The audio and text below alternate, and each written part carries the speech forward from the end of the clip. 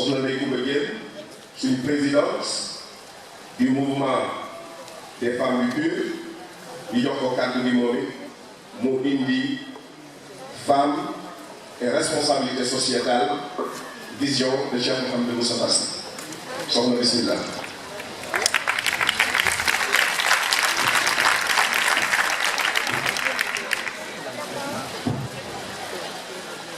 barke Serigne Moustapha Sy barke Serigne Moustapha Sy barke Serigne Moustapha Sy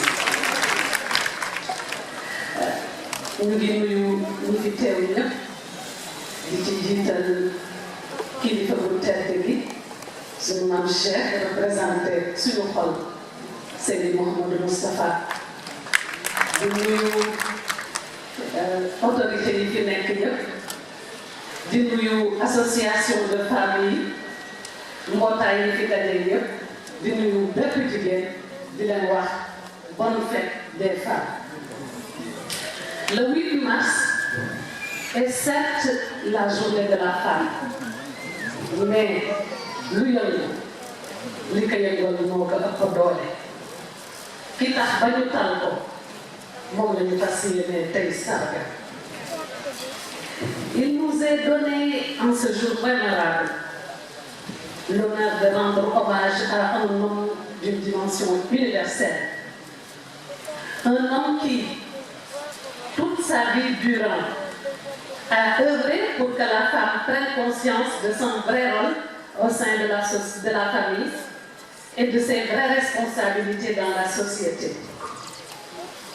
Voilà aujourd'hui une occasion inespérée de rendre hommage et de saluer le travail extraordinaire de cet homme de Dieu, d'une générosité rare, d'une grande bonté, d'une immense sagesse, qui a aidé à l'épanouissement socio-économique et politique de milliers de femmes.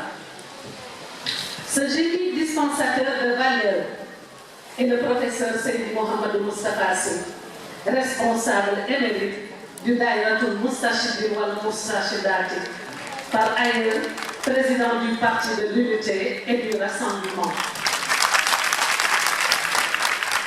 qui s'est mobilisé pour l'éducation de la jeunesse, l'action sociale, la réinsertion des enfants handicapés, les opérations d'investissement humain, le secours et l'assistance, et tout cela basé sur la revitalisation des valeurs salutaires pour bâtir un homme intellectuellement bien formé, moralement valable, socialement utile et spirituellement fort. Cet homme exceptionnel a parlé de la femme, mais aussi de son identité, de sa personnalité, de sa responsabilité au sein du foyer et surtout de sa participation au développement. Une femme qu'il a voulu pionnière, partout présente où sa responsabilité l'interpelle, car, a-t-il enseigné, si le monde est un collier, la femme vertueuse en serait le pendentif.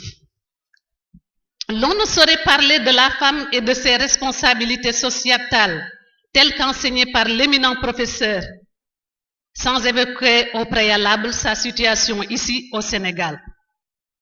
La question de la participation des femmes dans la vie publique, et notamment dans la sphère politique, est un défi constant partout dans le monde, et ce, malgré les nombreux engagements internationaux concernant les femmes qui ont été adoptés, notamment la déclaration de Beijing de 1995 et les résolutions pertinentes du Conseil de sécurité des Nations Unies, la résolution 1325 de 2000 sur les femmes, la paix et la sécurité.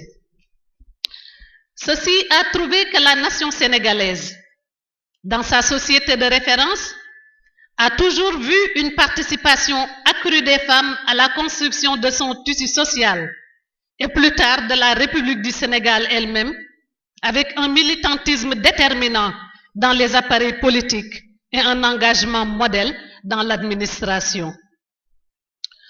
Pour mieux partager les responsabilités sociétales de la femme dans une approche politique et avec comme soubassement les grandes orientations du PUR, telles que pensées par son président, Seydi Mouhamadou Moustapha Sy, nous allons revisiter l'histoire récente avec l'engagement des femmes au Sénégal et repréciser les responsabilités des femmes dans l'espace public pour la construction d'une société modèle.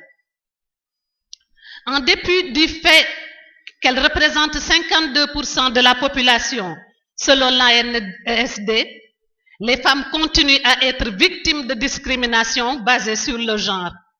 À compétences égales, elles n'ont pas les mêmes chances que les hommes d'accéder aux responsabilités. C'est le même constat pour le traitement salarial, l'accès aux postes de responsabilité politique et administratif à tous les échelons. Pourtant, elles constituent une force de travail énorme et dans la perspective de placer notre pays sur les rampes du décollage socio-économique, les femmes doivent être à la pointe pour relever ce défi. Le capital travail en économie constitue la principale pierre angulaire sur laquelle repose toute politique de développement. On ne peut dès lors laisser en rade la composante majoritaire devant former l'essentiel de la main-d'œuvre nationale. Ainsi, la participation équitable des femmes à la prise de décision ne constitue pas une simple exigence de justice ou de démocratie, mais une condition sine qua non de prise en considération des intérêts de la majorité que constituent les femmes. Au moment où la jeunesse, principale force vive d'une nation, et la femme, socle de la société, était aux abois, désemparée, désappointée et presque en manque de repères, réellement perturbée parce que assaillie par des concepts venus d'ailleurs qui n'étaient pas conformes à leurs croyances et aux réalités socio-culturelles du pays.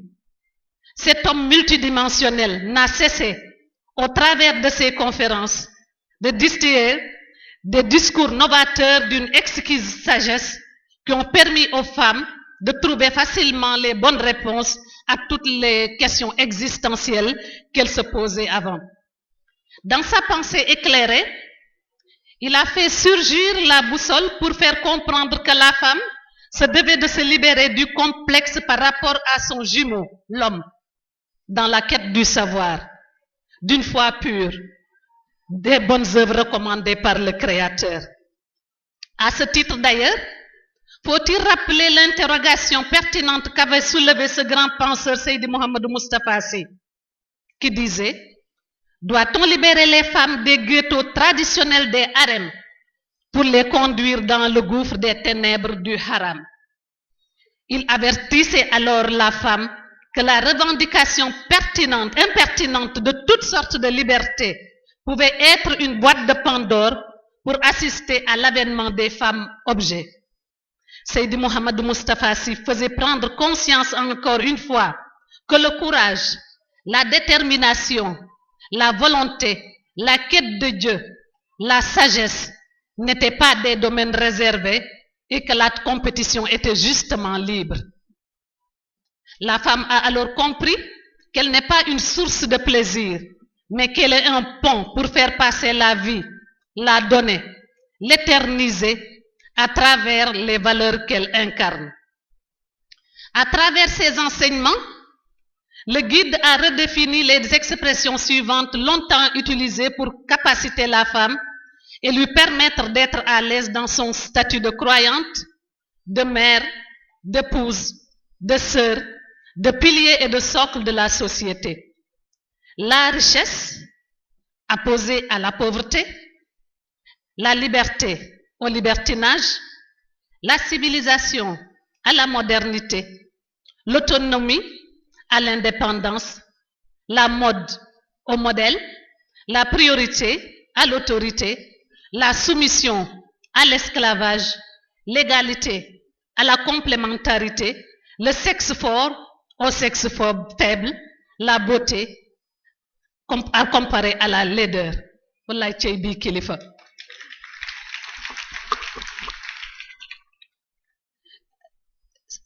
Seydi Mouhamadou Moustapha Sy a ainsi été porteur d'un formidable projet de société, le Daïratul Moustachidine wal Moustarchidat, devenu une offre politique alternative dont la matérialisation incombe au pur. Et la femme, en tant que mère de l'humanité, figure en tête d'affiche dans l'ordre de super priorité de ce programme politique novateur. Conscient que la femme est le miroir où doit se refléter l'image d'une société modèle, le président du PUR, en tant que visionnaire, a entamé sa mission par façonner la personnalité de la femme en général et de la femme musulmane en particulier. Cet érudit, une personne à la dimension spirituelle incommensurable, un pédagogue avisé, a inculqué à la femme qu'il a voulu modèle les vertus de yar, de teggin, de xam-xam, de sutura et de yiw. 1987, année qu'il a consacrée à la femme avec les premières assises de son mouvement, ont fortement marqué les esprits avisés. Au sortir de ces rencontres, la principale charpente de l'édifice social avait reçu les types de travaux nécessaires afin de pouvoir supporter tout le poids de la charge que requiert la construction de la société modèle. De l'enseignement du Cheikh, l'éducation spirituelle de la femme doit être le gage d'une transmission des valeurs éducatives dans des sociétés en perdition. Un leader exceptionnel et soucieux d'inculquer à une masse critique de citoyens les meilleures des valeurs, le Cheikh s'est érigé en psychologue, en sociologue, en éducateur, en enseignant, en anatomiste, ne laissant en rade aucun aspect de l'éducation de la femme dans son mémorable discours du Gamou de 2019.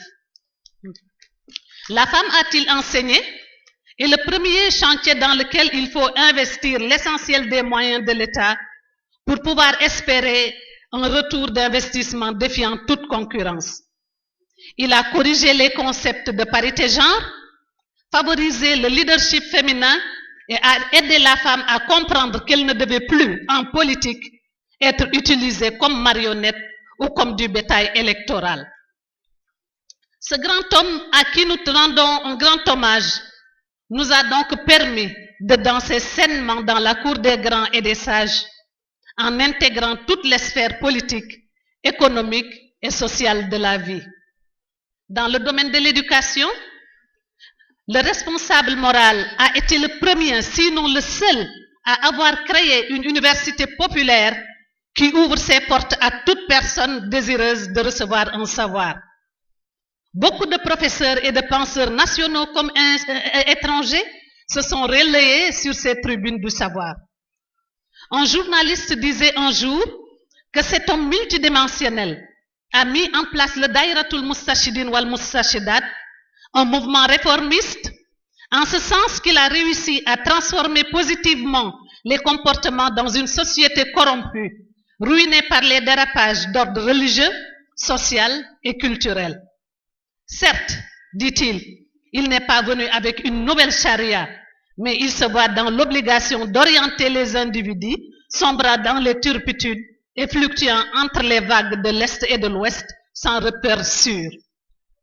Ainsi, ajoute-t-il, le Daïratul Moustachidine wal Moustarchidat intervient dans tous les domaines et traite avec toutes les communautés religieuses, quelles que soient leurs différences de vision et d'orientation, voire toutes les franges de la population. Un éminent professeur ajoutait que l'objectif général que poursuit le Daïratul Moustachidine wal Moustarchidat consiste à favoriser l'équilibre de l'homme avec des objectifs spécifiques destinés à amener le musulman à être intellectuellement bien formé, à être spirituellement fort, à être moralement valable et à être socialement utile. Et lors de ces assises annuelles, les universités du Ramadan, sur 19 éditions sans interruption, 228 thèmes ont été abordés et 132 professeurs ont partagé leur savoir avec les masses. 49 thèmes ont parlé de société, 86 de religion, 19 de communication, 16 thèmes ont été abordés sur la science, 58 en politique, et particulièrement plus de 10 thèmes ont parlé de la femme de par sa position stratégique et capitale. Wax leen ma rek lii ku ko fi mës a def. Par ce programme bien élaboré, le guide a favorisé l'alphabétisation et surtout la formation des femmes. D'éminentes femmes leaders, à l'instar de Madame Marie-Angélique Savané, Madame Yaye Ken Gassama, Madame Fatou Sow Sarr, Madame Penda Mbow, Madame Ramatoulaye Diagne, Madame Amsatou Sow Sidibé, pour ne citer que celles-là, ont marqué ces assises. Dans cet ordre d'idées, et poursuivant les orientations hors mur du guide, l'Institut Al-Irshad a été formalisé pour faire bénéficier à de jeunes Sénégalais de tous bords d'une éducation d'excellence. Cet institut qui a fini de faire ses preuves s'offre par ses résultats comme un creuset où seront puisés les hommes et femmes futurs leaders du Sénégal et d'ailleurs. Le guide a également offert aux Sénégalais un nouveau cadre culturel avec une radio et une télévision d'exception, Mourchid, dont les programmes se démarquent de ceux des autres qui ne font pour la plupart qu'abrutir ceux qui les suivent. Les vacances de valeur renforcent les capacités intellectuelles et spirituelles de nombreux jeunes pendant le repos d'hivernage. En politique, le président du PUR a toujours été de tous les combats aux côtés des populations en détresse et a toujours servi de contre-pouvoir aux dirigeants zélés. Il a éduqué tous les militants du PUR en leur apprenant comment élire et comment destituer une personne. Il a créé un nouveau type de citoyen avec un parti dynamique, un parti de rupture, un parti nouvelle école qui prône le sens du devoir et des valeurs, surtout le meilleur changement, un changement positif dans tous les secteurs. La campagne exceptionnelle pour les élections législatives et l'élection présidentielle déroulée dans la discipline par le PUR a été très appréciée par l'opinion. Le président du PUR a toujours été un leader très engagé, affrontant les régimes oppresseurs ou laxistes au péril de sa liberté, luttant toujours farouchement aux côtés de populations affligées pour la restitution de leur dignité et leur droit à l'épanouissement. Les 3 crises qu'il avait à juste raison dénoncées en 1993 lors d'un meeting du CFD, la coordination des forces démocratiques, ont valu une arrestation à ce défenseur infatigable des sans-voix. Le Parti de l'Unité et du Rassemblement est aux mains d'un président grand stratège, politiquement très expérimenté, parce qu'ayant côtoyé tous les grands dirigeants de ce monde, et sa percée lors de la première participation à des joutes électorales ne pouvait surprendre que ceux qui ne pouvaient mesurer la capacité de mobilisation et l'engagement des femmes, des militants du PUR, avec ces femmes, ces jeunes très déterminés qui scandaient à tout bout de champ. Nous dañu engagés. Kenn jënduñu. PUR, la surprise. Répétaient les observateurs qui ne pouvaient s'imaginer qu'un parti sans alliance aucune engrange un résultat aussi épatant avec 3 députés à la clé pour une première participation.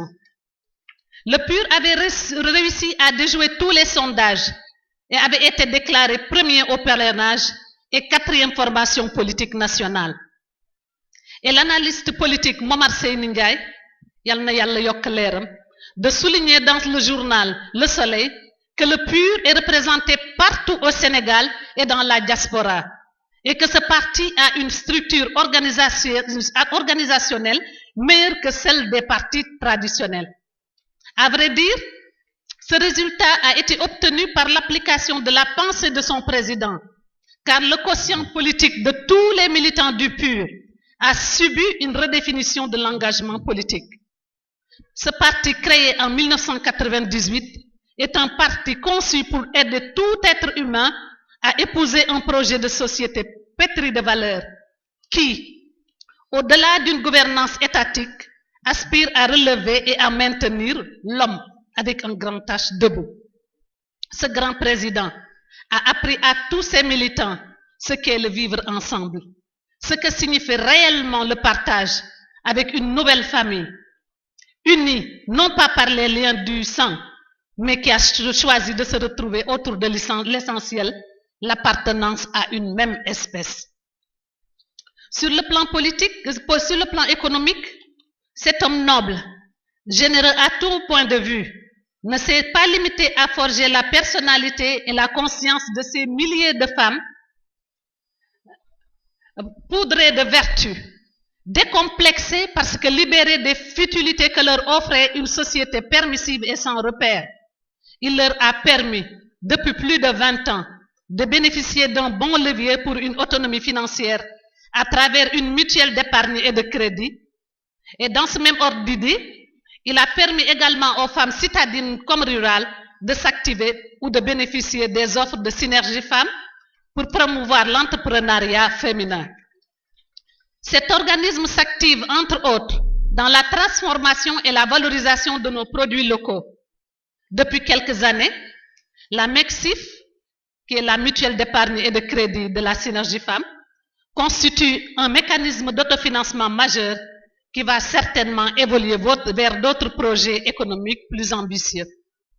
Ces actions sont conduites dans toutes les régions du pays par plus de 3000 femmes leaders, formées et conscientes des exigences du secteur à travers de micro-entreprises qui s'activent dans l'agriculture, l'élevage, la transformation des produits agroalimentaires, la mise en place de cellules de formation, d'orientation et d'évaluation, le développement d'un partenariat fécond avec les autres secteurs, les autres acteurs du secteur, surtout en matière de normalisation, de conditionnement et de commercialisation. Les enjeux de développement économique et social du pays revêtent pour nous une importance capitale. Et toutes les femmes ont en mémoire le discours fort du président Abdou Diouf, qui montrait comment le Daïratul Moussachidine wal Moussachidate a contribué à l'émancipation de la femme et de l'enfant, comment au plan moral, il a contribué également à réarmer la jeunesse en élevant le degré de conscience des auditeurs. Comment aussi au plan culturel, l'organisation est arrivée à alphabétiser plus de 30 000 jeunes par an et par une action sociale très dynamique, les investissements humains réalisés, les mosquées nettoyées, les camions de vivres et d'habits collectés et offerts dans la plus grande discrétion aux malades, aux sinistrés, aux lépreux et aux prisonniers. Ces actions initiées sous les directives du président du PUR se perpétuent et même le 4 janvier dernier, 455 femmes ont été dépistées d'un fléau qui ravage la population féminine, le cancer du col de l'utérus et du sein. Ce même jour, l'hôpital principal de Dakar avait exprimé sa satisfaction d'avoir enregistré un record en dons de sang avec 225 poches recueillies en une demi-journée.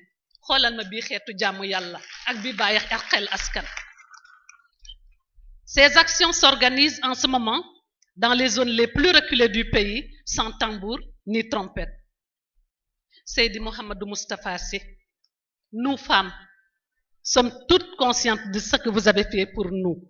C'est pourquoi nous tenons à vous rendre grandement hommage en ce 8 mars.